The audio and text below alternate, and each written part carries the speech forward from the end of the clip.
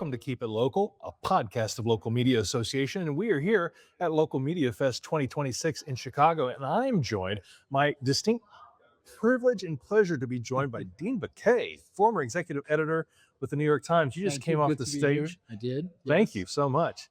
And you just came off stage talking about the essential nature of That's right. local news. That's right. Thank you for joining me. I love talking about the essential nature of local news, partly because I do think that a lot of the issues the country is facing now are the result of the erosion of local news. I think local news organizations gave people a sense, when they were at their most robust and biggest, they gave people a sense of community.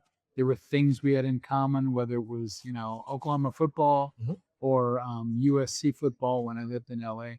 And they let people know that there were all of these issues being debated in the country and local issues that had impact on them. And I think that it was one thing everybody did together.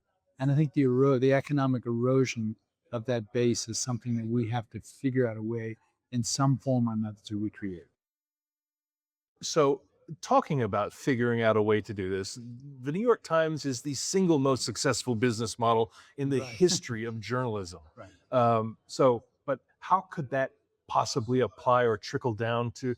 Are there lessons to be learned from the Yeah, Times? I think there's some lessons. First off, investing in a news report, making sure that reporting is king, making sure that you come up with stories every day that your readers want.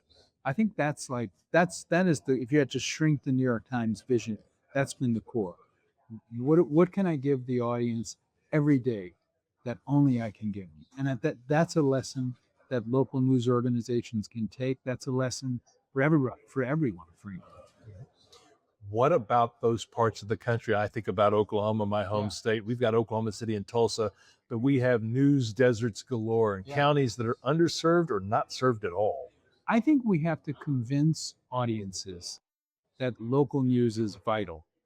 I think we have to convince them if they don't have a local news organization, it's like not having a local university, not having a local museum. I think it's got to be. We have to make people understand. And we've not done a good job of this. That local journalism is part of the fabric of the community.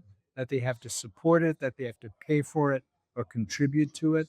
And I think if we don't do that, we're going to have a world where only big American cities will have big newsrooms and smaller places won't. And that's a world where the divide is going to get even greater and greater and greater, and people will learn and live on different tracks. And that's a recipe for disaster to the American experience. And for democracy. And for democracy, absolutely. I had a conversation on this podcast with Matthew Baker from Rebuild Local News. They had a report recently quantifying the cost of the local news shortage. I believe it was 1.1 billion, and his explanation was simple.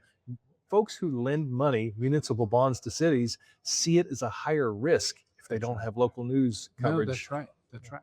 Because it means people don't understand what the issues and the crises are in their community. It means that they mythologize what local governments do. They don't have a sense of why streets aren't being paved. They just don't understand what's going on in their communities. They can't make decisions about where to send their kids to school. And I think that's what local news at its best did and should continue to do. So you just took the stage just a moment ago. Why local news is essential, inspiring, educational. But what is one thing that newsrooms can take away? Is it?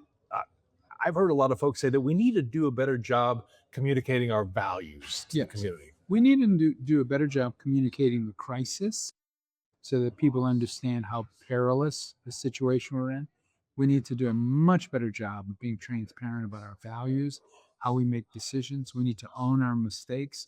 We need to have a different kind of conversation with our readers than we had in the traditional print era where it was just from a distance. I think we need to invite readers in to see how we make decisions, even when we make flawed decisions.